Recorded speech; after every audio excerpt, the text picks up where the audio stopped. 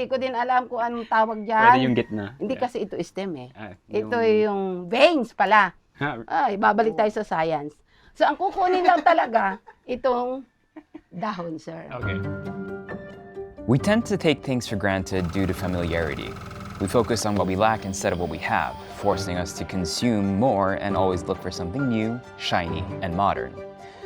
We continue like this until we start to feel like something's missing. We look back, realizing we should have been more grateful. In the Philippines, this manifests in so many different ways. From the ingredients our parents used to grow abundantly in our backyards to the dishes our grandmothers cooked for us.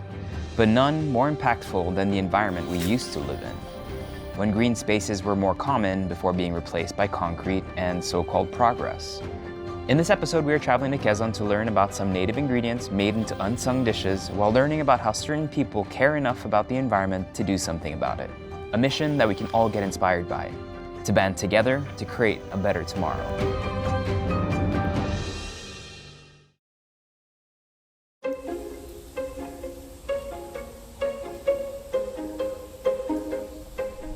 As some of you may know, my family and I are ambassadors for Manulife, and one of the reasons we decided to partner with them was their dedication to their impact agenda, where they have a mission of creating a better tomorrow for businesses, communities, and ultimately for the planet.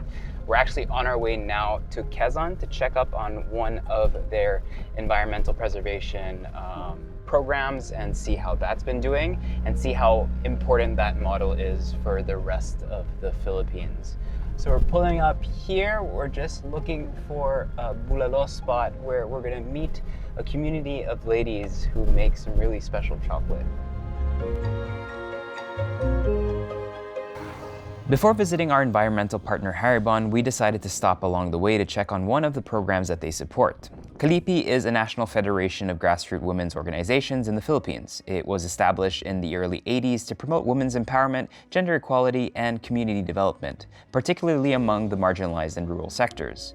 Because once people learn to earn sustainably from their local environment, they are more likely to protect it. This particular community of women proudly make their own tablea. Ang Princess Diana Restaurant po ay nag-umpisa noong 2018. Bali, nag-start po kami sa, ano lang po siya, yung parang mami, Loming, Batangas. Nag-start ako, nagluto ng bulalo, hanggang sa padagdag ako ng mga ibang menu. Ang kakao po, ayan po yung proyekto ng kababaihan dito. Nung po kasing una, bumibili lang po, umaangkat lang po kami ng kakao sa ibang lugar, ng tableya na isineserve po namin sa mga turista na nagpupunta po dito sa aming lugar. Nung nasa Kalipi na po ako, doon ko po na bakit hindi natin gawing proyekto ng kababaihan ang kakao tableya. Nung una, ang Kalipi po ay naririnig ko lamang. Pero habang tumatagal at nang dumating po ang Haribon Foundation, doon po naging aktibo ang mga Kalipi, ang mga kababaihan. Lahat po ng restaurant dito gumagamit po ng kakao tableya, kaya nagsusupply kami ng tableya. Tablea are pure cacao tablets. Beans are usually roasted over low heat in a wok before being ground into a peanut butter-like paste.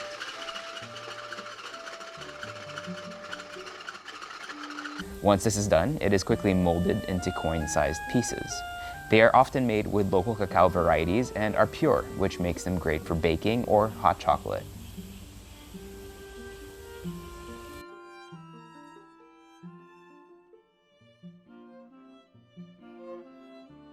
So tablea, hot water, Hot water, then Sugar. boil. Kailangan boil po yung water. Tapos ilalagay namin yung tableya. Tableya. Then halo po siya ng halo. Parang Okay. gano'n. Para po mas masarap po yung timpla ng tableya. Okay. So lahat ng restaurants dito mga Apo, hot lahat po, chocolate ganun. lahat po yung sila po ang gumagamit ng tableya. Okay. Later, if you want, tinuturo ako sa inyo isang special way to make hot chocolate. Isa pong magandang po sa So amin. parang you can serve it in a different way. So Yes kung po. may guest na dumating dito, so you can call it special kamagong hot chocolate.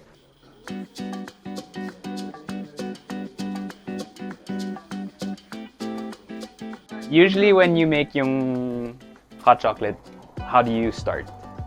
boil water and then drop the So lahat na yung Yes. ng water tapos yung cacao lang. yung cacao Okay. po. So Kung sa ilang order siya, yun po Ah. yung nilalagay namin sa ano. isang order, how many tablets? Bali, dito po sa amin, isang piraso. Isang Isang order. order. Okay. So usually the best way is once you have parang your ratios and how much everything should be, the best way is to start with a little bit of water first. Okay. So parang you develop yung texture ng cacao.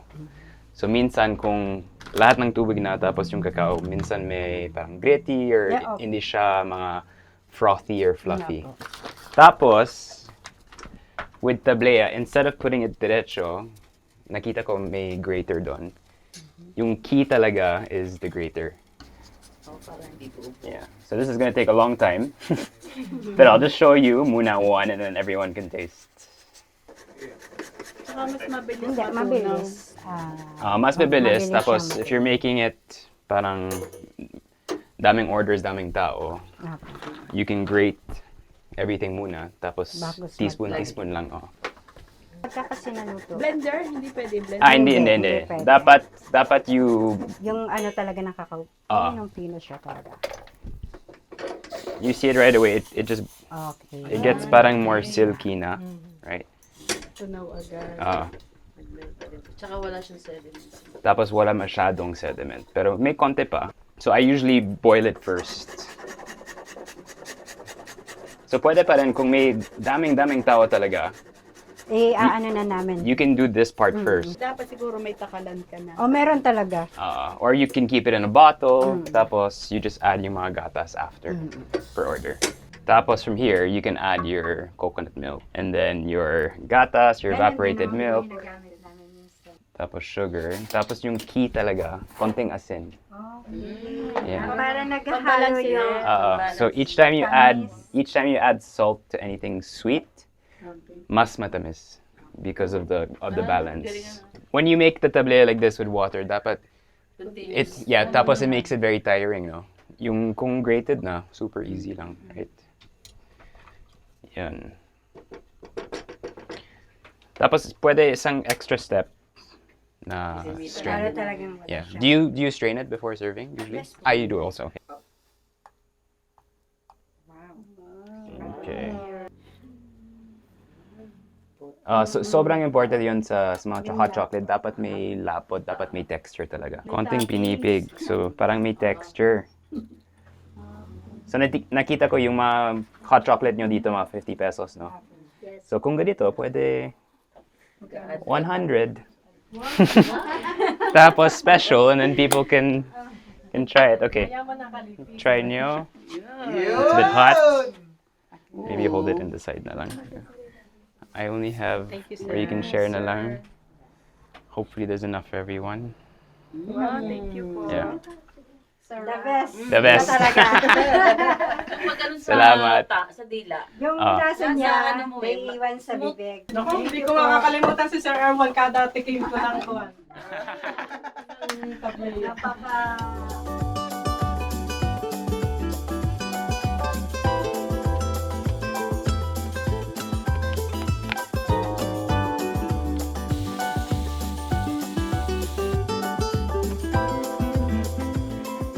It is my turn to have my cacao and breakfast. This is a very intense spread, which makes me really happy. Usually when you drive down this road, which is extremely famous for bikers, for cyclists, people do stop in these places. And what say mountains in the Philippines usually comes paired with bulalo. It is kind of like the perfect combination. We don't have a lot of cold or breezy areas in the Philippines. It is supposed to be 42 degrees Celsius today, which is extremely hot, but right now on the top of the mountain, we don't feel it. I'm gonna start with a little bit of my chocolate. That is tasty. Now we're gonna have some soup. Actually, no, I'm gonna start with what I didn't expect to have. So dinakdakan, putok batok talaga, and some sisig. Let's give that a try. It's 9 a.m., so it's respectable. If it was a bit early, it'd be crazy. That is everything you want it to be. Crunchy, kind of fatty, nice kick of like vinegar there too. Look at that. That beef is just falls off the bone, which is exactly what you want. I've been coming down with a little bit of cold, so this is perfect. That is so well cooked. So today's episode is all about kind of exploring this area, which is not too far from Manila, and hear from people who are directly tied to the environment, you know, in our modern day, in our lives. Usually when we're in the city, you don't really feel that connection. So there's a disconnect between how you make your money and how you make your livelihood and how you affect the environment. Whereas when you go out to communities like this, there is a direct line. And if that line is not protected, that's when things can go sideways, right? So we're gonna talk to lots of different people to kind of build that context and understand what's happening here in Quezon, but also all around the country. But I'm gonna have a bit more soup first.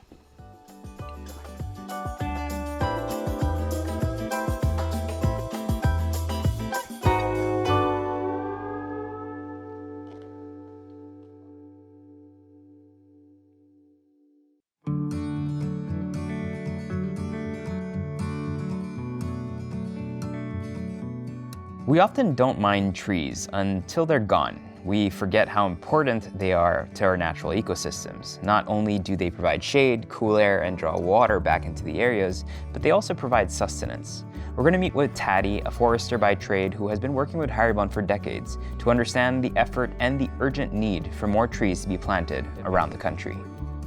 Okay, so can you tell me about what does Haribon do exactly? Okay, Haribon is a non-government organization. It's a membership organization that focuses on biodiversity conservation Okay. and capacity building of our partners on ground. And this is an international organization? Or? It's a local organization, but Okay.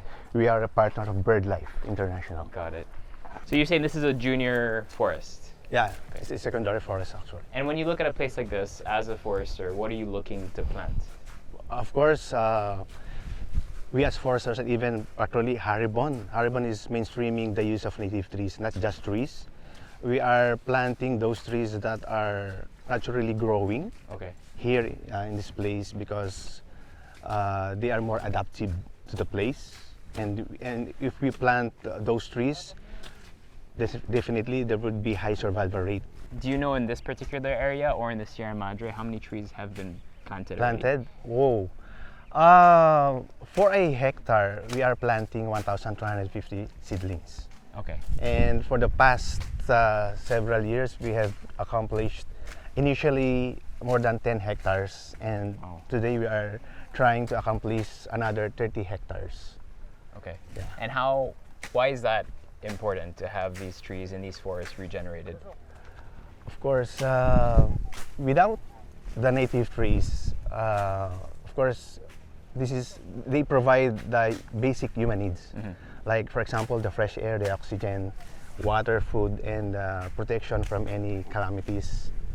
And we consider really forests are our life support system. Yeah. And I mean, the Sierra Madre in itself, just Yeah. how it's positioned is also Yeah. very much a barrier. Sierra Madre is actually the first line of defense.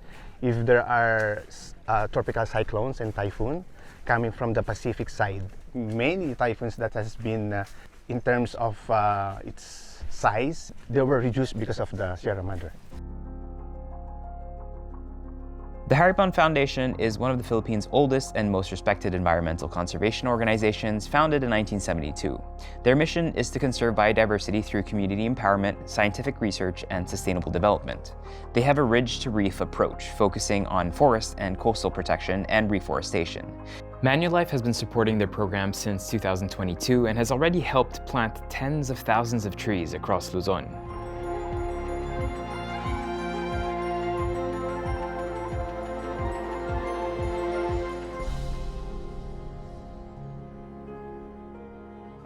Has the community here actually seen like a difference Yeah. with the trees that have been planted? Yeah, actually, they own it. The project, they own the trees that they have planted, and I think it's how they first see and how they give value to the forests. Just like we have shared in the past, some are illegal loggers, and now they are part of the communities that really help us in bringing back this the forest. It's really hard to bring back a hectare forest. It would consume more than 10 years. Yes.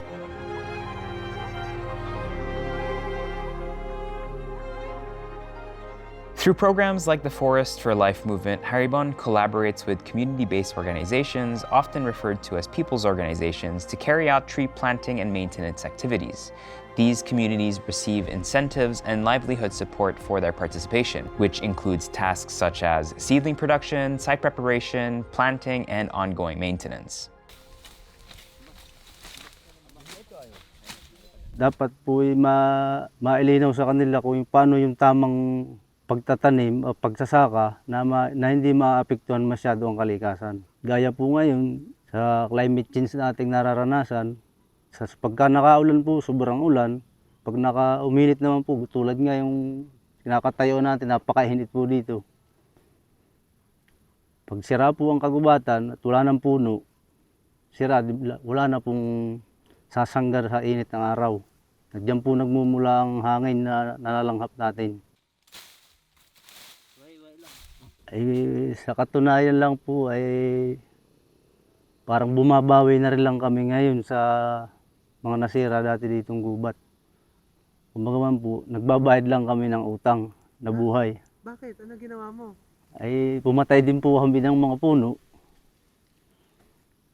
Ngayon po, para po kami makabayad ng inutang na buhay ng puno, nagtatanim po kami ng puno.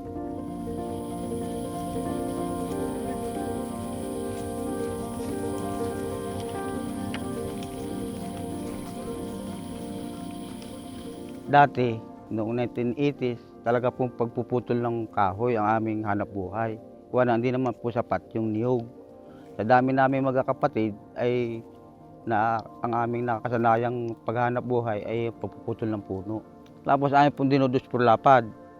Saka namin hinahakot, punta sa tabing karsada at saka namin ibinibenta. Di nga po, noong 2004 ay nagkalamidad na. Ay talaga po lalong humirap ang aming kabuhayan at lahat ay na-wash out. Yung mga nyug, yung mga kuwan, hanggang sa natabunan pa yung aming bahay. Ay buhat po noon, hindi na po kami ako po yung nagtumigil na pagkakahoy. Negosyo na ako po naglako ng isda, nagkakatay-katay ng baboy, para kumita rin lang kahit paano. Tapos po dumating na nga po itong programa ng Haribon. Yun po, malaking bagay sa aming pamilya nung kami dito napapakuan sa Barangay Tanawan, yung pagtatanim ng punong kahoy. Parang amin pong sinikap naman talaga na makatanim ng puno ng kahoy para mapabalik itong aming barangay ng magandang puno uli. Pabalik ang kalikasan.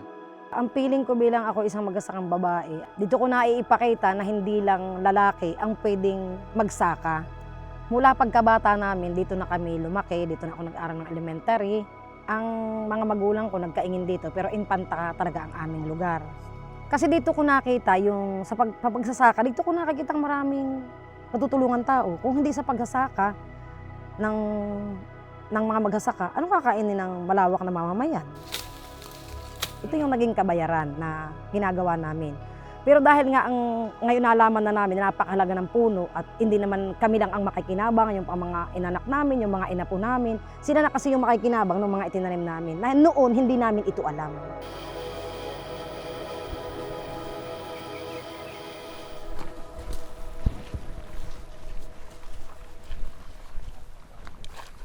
Ito po ay kailangan ay bubutas po ng ganito muna bago ingatan po natin pagkatanggal ito. Kaya po tinatanggal ito ay para mabilis po yung kanyang ugat. Okay. Para mabilis yan lumaki. Ito po ay katmon. Yung bunga po nito yung magagamit natin pansiligang.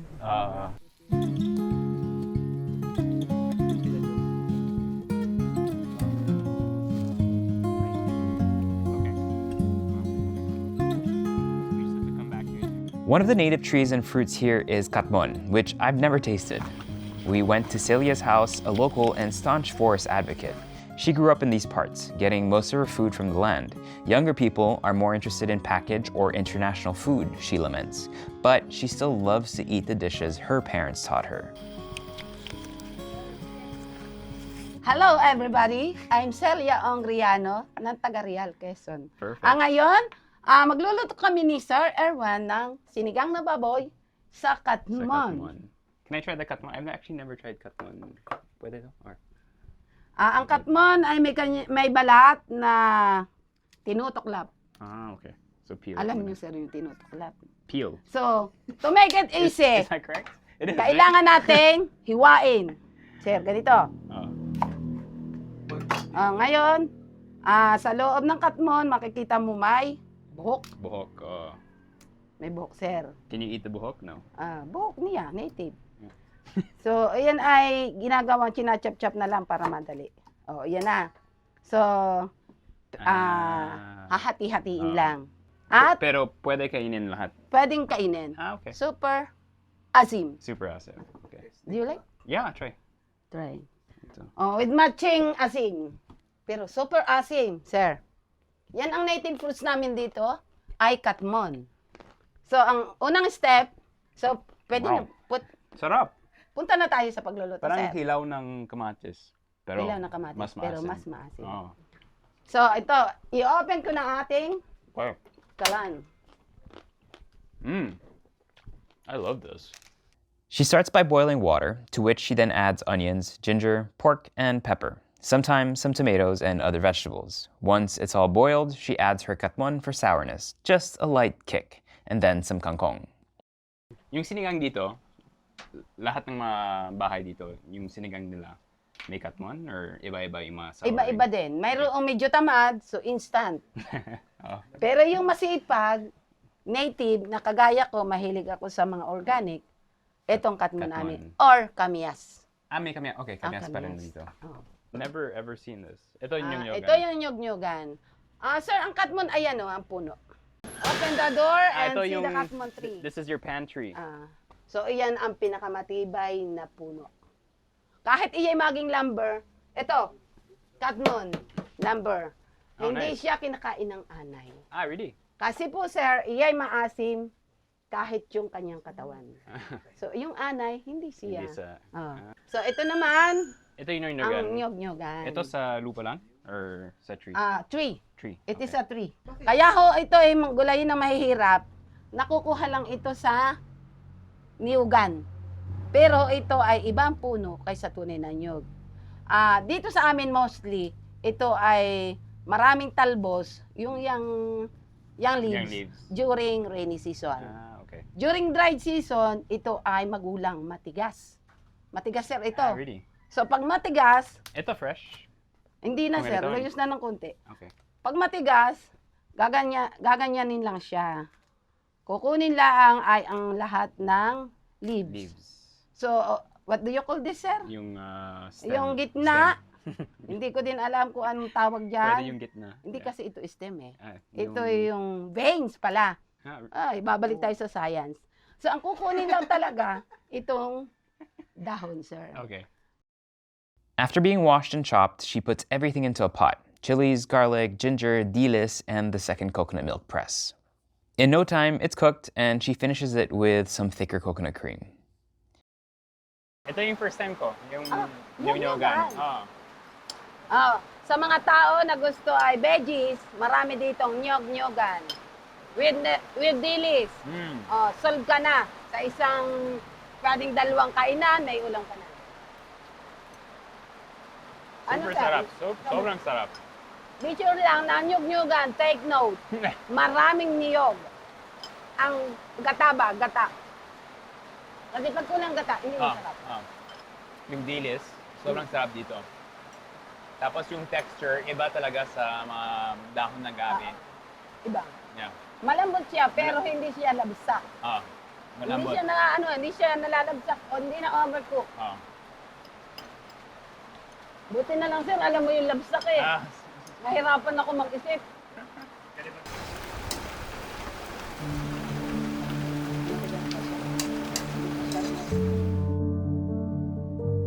To learn more about the urgency of reforestation in the Philippines, we visited the College of Forestry in the University of the Philippines.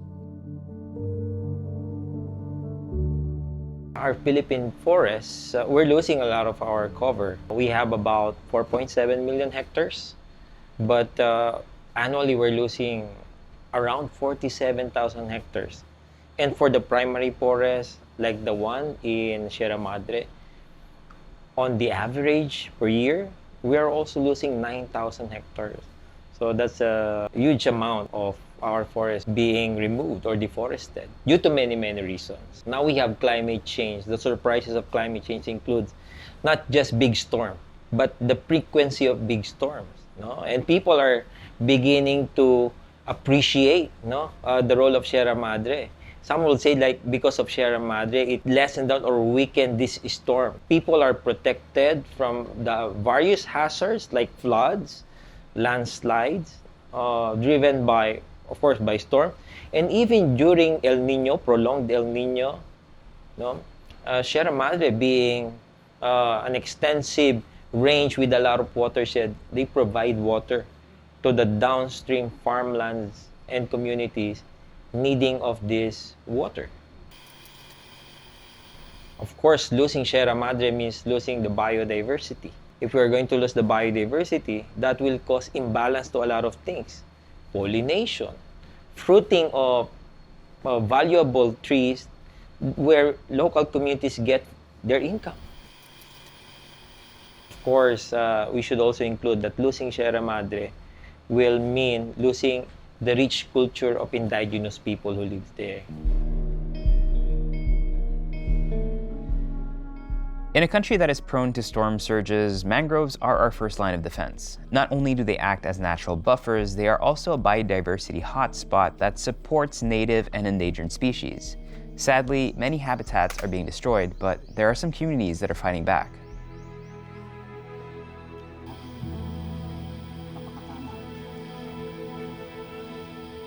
At narito po ngayon tayo sa Mangrove Eco Park Tourism ng APA. Ayan ang APA, sir? Alitas Farmers Association po. Ang samahan namin. Opo, kaya ang ating gagawin ngayon, manguhuli ng alimango. Medyo madali lang pong manghuli ng alimango dahil po ito ay protected area. Ibig po sabihin, inaalagaan po namin yung pakatan. Ano po? Inaalagaan po namin yung kapakatanan. At yung mangrove na yan po ang tanim ng Alitas Farmers Association. Sa kadalanan po yan na protection sa aming mga mamayan dahil pagka dumadaan ang kalanidad, gaya ng bagyo, malaking protection po sa amin yan. Kasi po pagka yung nabagyo, sa hangin pa lamang at saka sa malapit kami sa dagat, ayan po ay malaking sangga sa malaking alon. Ayan, malaking sangga po.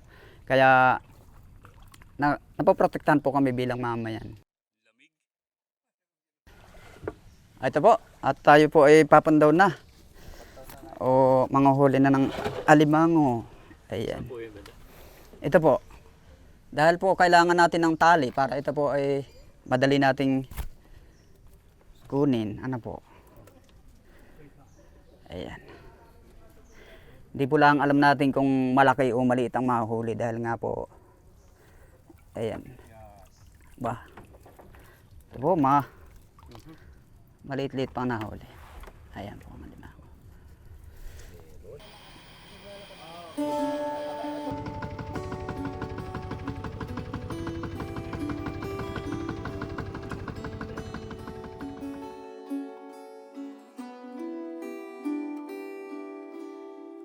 So, ang partnership po sa kasalukuyan ng Haribon at Manulife ay ang restoration po ng ating mga mangrove areas. So, dito po tayo ngayon sa Alitas. Ito po ang isa sa mga lugar na select ng Haribon for enrichment planting. Actually, enrichment planting siya dahil una, marami na ring mga mangroves dito. Pero during our delineation, may 17 hectares na pwede pang taniman dito sa lugar. So, ang Alitas yung may pinakamalaking mangrove barangay dito sa Infanta. Bakit ito nagkukonect doon sa mga conservation efforts na ginagawa ni Haribon at Manulife? Meron kasing mga adopted seedlings na si Manulife na 15,000 na na seedlings na kanilang adapted dito sa Sierra Madre itinatanim. So itinanim sila sa part ng Tanay at saka dito sa Tanawan, Real, Quezon.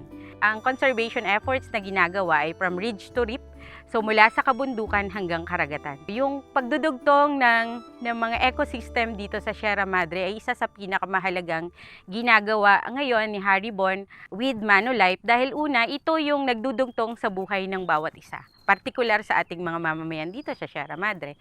Dahil habang pinoprotektahan natin ang ating mga kabundukan sa Sierra Madre, pinoprotektahan din natin ang ating mga mangroves barangay dito sa baba. Dahil ito rin naman yung pinagkukunan ng pang-araw-araw na hanap buhay ng ating mga kapatid na mga mangingisda. So mula po sa seedlings, mula po sa paghahanda ng lupa na tataniman, sa araw mismo ng pagtatanim, may mga insentibo pong ibinibigay at may mga livelihood support pagkatapos po ng pagtatanim natin sa kada isang puno na itatanim. Kaya mahalaga yung bawat punong itatanim natin dahil ito ay magbabalik ng biodiversity or samot-saring buhay dito sa ating bakawan. At the same time, makakatulong ito para doon sa dagdag kita ng ating mga kapatid na mga mangingisda at mga magsasaka dito sa Alitas.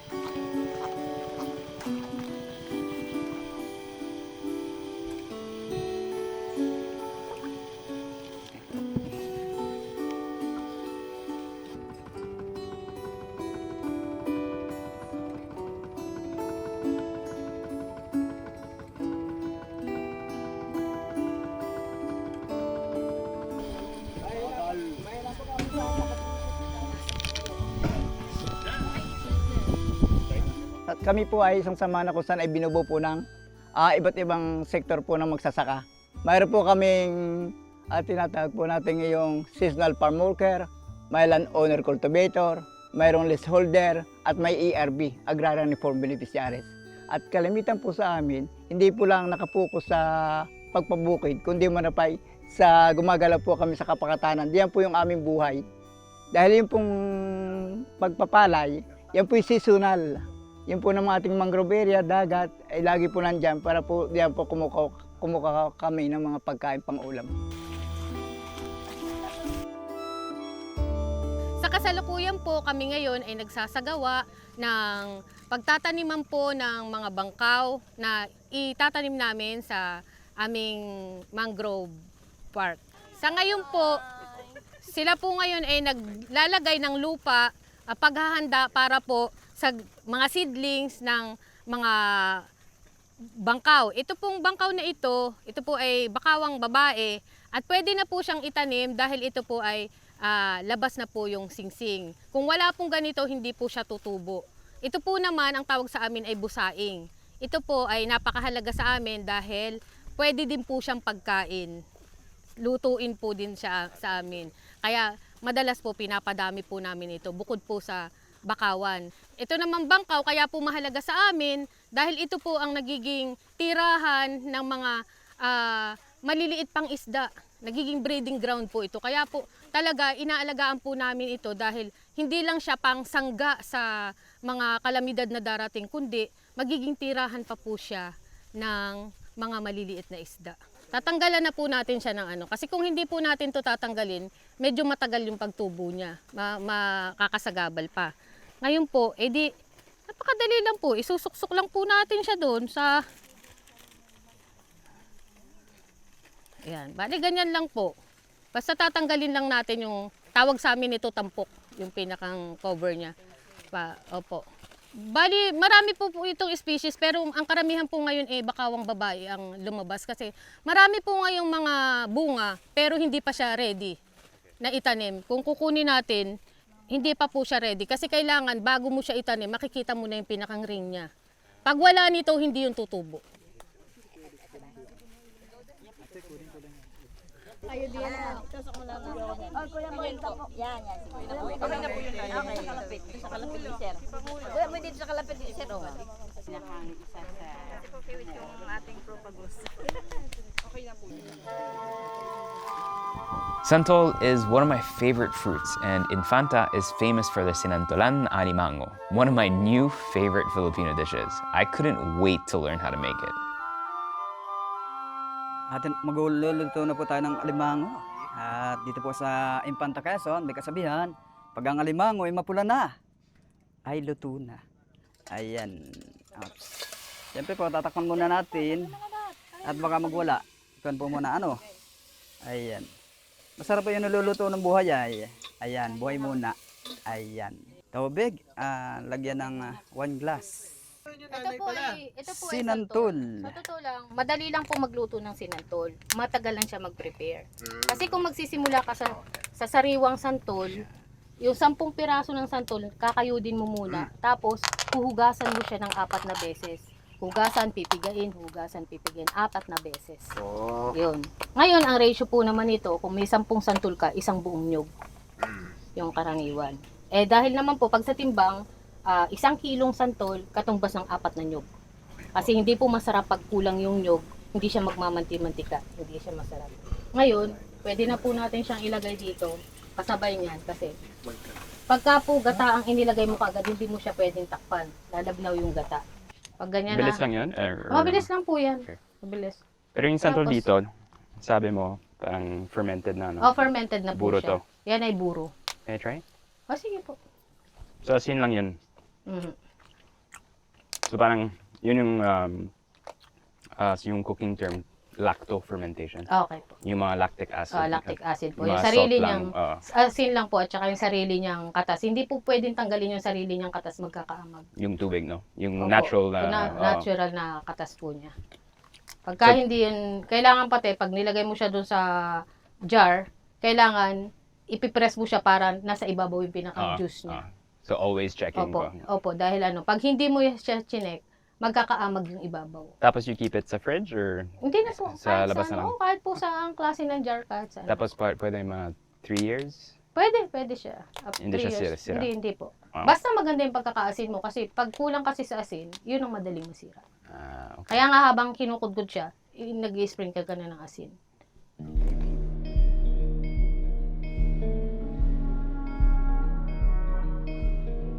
Joy is from the Manulife team and was here preparing for a future mangrove reforestation activity. We got a little taste of preparing the seedlings for the mangroves a while ago. This is your plate. All right. Have you tried sinantolada before? No. Really? This is first time. Okay, so this is one of those dishes that in Quezon is really famous. Okay. But if you were to research like food from Quezon, you don't necessarily find much information about it. So it's one of those dishes, and kind of one of the reasons why we do what we do is we usually go to communities and there are things that they just don't talk about because they're seen as normal and natural, right? So this is one of those dishes I think is really interesting, but people don't talk enough about it. But the cool thing here is they actually ferment the santol. Let's try it. What do you think? Sour. It is very sour, It tastes yeah. good, yeah. Can you make it with anything other than crab? Yeah, so or- they use fish. Medyo mahirap. You can use the little spikes here. Yeah. And then you use that. Nothing goes to waste. We're sustainable that way. But a lot of you'll find a lot of these dishes in places like this where, let's say, in the crab there's not a lot of meat, right? And so you add things that have the texture of cooked meat. Okay. So in Bicol they use nyog, and then they'll stuff the nyog back into the crab. So then when you Inside, eat it, you yeah. have all the flavor of the crab in the yeah. nyog, and you're like, With the wow, crab this meat. is so full, but it's really just coconut. I think that's sweeter, if you put the coconut meat Yeah. back in. Yeah, definitely. And we were doing the seedling prep a while ago. I think that was my Yeah. first time I actually saw Really? the mangrove seedling. So I've been to a lot of mangrove areas in the Philippines, and honestly, this is probably one of the prettiest. Like we've been to Masbate before and everything, and the mangroves are usually, the ones we've been to are usually quite low. Here, They're big, no? Here, just because I think there's more variety Yeah. also, it just looks real prettier. So for Manulife, why is it important for you guys to kind of support, associations and this? groups like this? Yeah. Well, basically, we're a life insurance company, right? And part of that is securing the future of the people in their communities. But when you think about the future, how can you secure it if your planet is not healthy, if the environment is not there to support the livelihood, right? So ultimately, I guess a healthier planet means healthier people, and that's what we're trying to do with initiatives like this. So we have tree planting down in Quezon, Tanay, in the Maragondon area, and then now we're branching out into mangroves because it's really hard work. Like if you saw what we did earlier, that's just one part of it. We pretended to work. We pretended to work. Tried to plant a couple of seedlings, but then the real work comes after 6 months, she said. So we have to go into the muck and really plant each one, and it takes, I think, twice the number of seedlings to plant in a smaller area than an actual tree. So not a lot of people are aware that you have to work on reforesting the mangroves because they think it just happens on its own. But apparently, we do have, there's a crisis when it comes to mangrove forests in the Philippines. Yeah, so your natural barriers against typhoons or storm surges are now gone. Which is a huge deal in the Philippines, where we are always battered, especially here in the East Coast, right? Always. Conservation efforts is always it's a very hard thing to explain to people because it's such a long game. Like the mangroves is a perfect example of seedlings today. You can plant them in 6 months. And wait for 5 years. You can come see them in 5 years. So technically, the effect I'm asking of you today, you'll only see the real result of it in 5 years, which a lot of people can't see that far, right? So I like that approach of focusing on the people, the community, focusing on like what we've seen with some of the other partners here, the livelihood of people so that they get motivated to keep doing what they're doing, and eventually the last piece there is the sustainability. Our engagement with the community goes beyond tree planting or farming.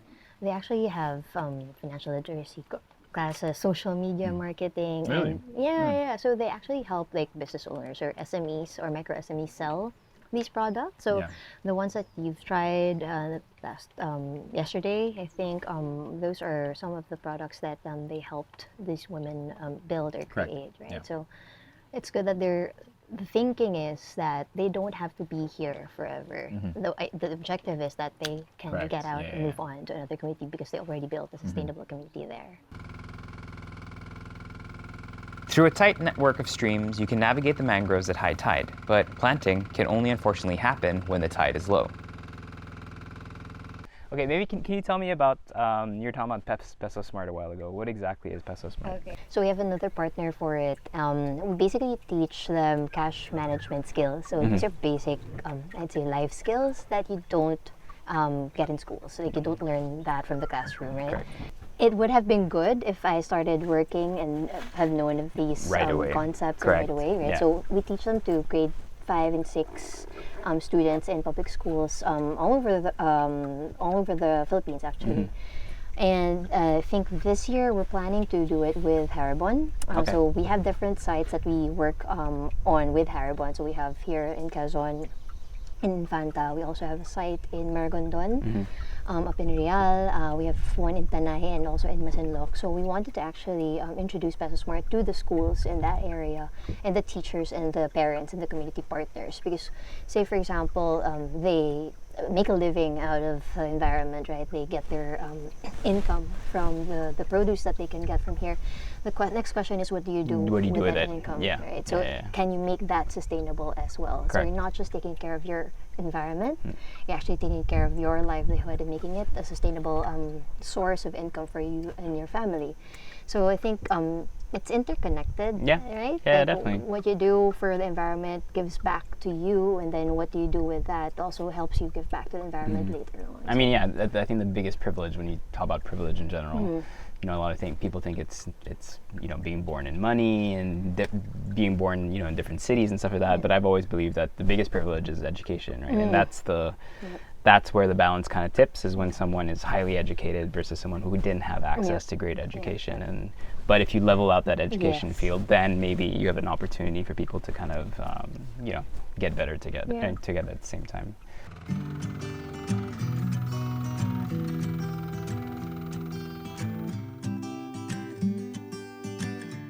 Before heading back home, we found another Kalipi community that not only empowers women, but also supports their PWDs.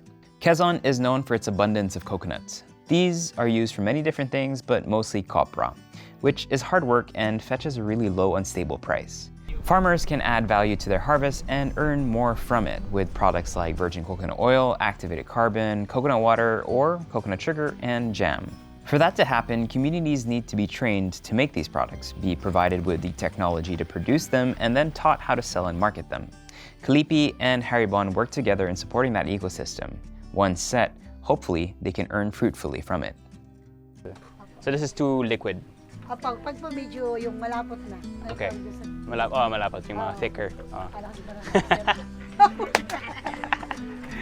So I actually had no idea that coco jam was made with panucha and just coconut cream and milk. I actually thought that it was coconut milk with coconut sugar. Yeah. Pero ito yung secret to make sure that parang malapot talaga. Okay. So the crude sugar is critical to kind of getting that texture that coco jam has, which is quite nice.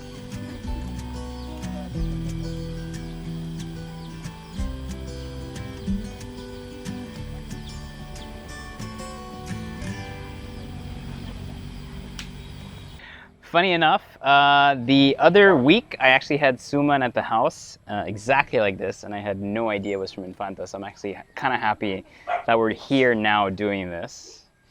And I'm a little hungry. And this, I think, is gonna go perfectly with our coco jam here, and just kind of learning the story behind it and seeing how it's made and how much love is put in a product, for me, always kind of, you know, makes you appreciate the food that you're having so much more. It's a simple product in its sense, in terms of the ingredients and the inputs that go in there. But what I think is really special is the amount of time that it takes, and also the locality of where the coconuts are from, the species of the coconut, the type of panucha that's used. If this is done in different kind of places in the Philippines, it'll taste very different. And texturally, I've had a lot of coco jam in my time. Texturally, this is really nice. It's almost like a dulce de leche. The coco jam that I've had from Bicol is a little more coarse in a sense that it's more like a spreadable jam. This is more like a drizzleable jam, if that's for anything. Okay, let's give this a try. What I love about coco jam, it kind of has that charry, smoky flavor. I mean, this whole episode was really kind of eye-opening for me in a sense that it just shows you how much beauty there is in really simple products. There are some dishes that we talked about that are disappearing. Some little things like that you don't necessarily appreciate in nature in terms of the trees that you see, the type of trees, the species, and everything that's being planted around you, and how ecosystems work and how ecosystems are there to kind of make humans thrive in their environment. But without taking care of them, you kind of lose that. Some things are kind of taken out of place, and all of a sudden the whole system breaks down and doesn't work anymore. So I think it's really important. I think everyone has the capability of contributing. I think everyone has the capability to put out something beautiful in the world and kind of make a difference and make an impact, even in your own barangay and your own communities. And seeing how Haribon, Kalipi, supported by Manulife, how everyone tries to get involved and just make a better tomorrow is really inspiring. And I hope that the people watching this video take a little bit of that inspiration and apply it to your everyday. Maybe make your tomorrow better, right? Make your community better. I think that's what it's all about. And this coco jam. You guys can leave me here. This is delicious.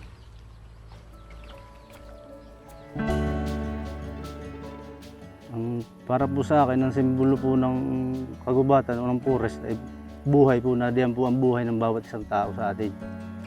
Sa kadalanan po yan ay protection sa aming mga mamayan dahil pagka dumadaan ang kalinidad, gaya ng bagyo, malaking protection po sa amin yan. Ay ngayon, nung malaman namin na ganito pala yung dinudulot ng walang kahoy, ay di nung kami namulat na ay hindi pala pwedeng ang kahoy ating ubusin. Tayo din ang mamamatay nito pag mawala na itong mga kahoy na ito. Kaya gano'n namin minahal ngayon itong aming gawain ito.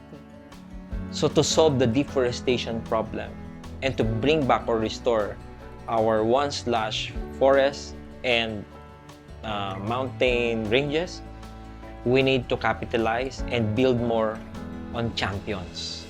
This may also include local leaders, local executives who are really doing their best to rally, to commit, to bring people into one cause.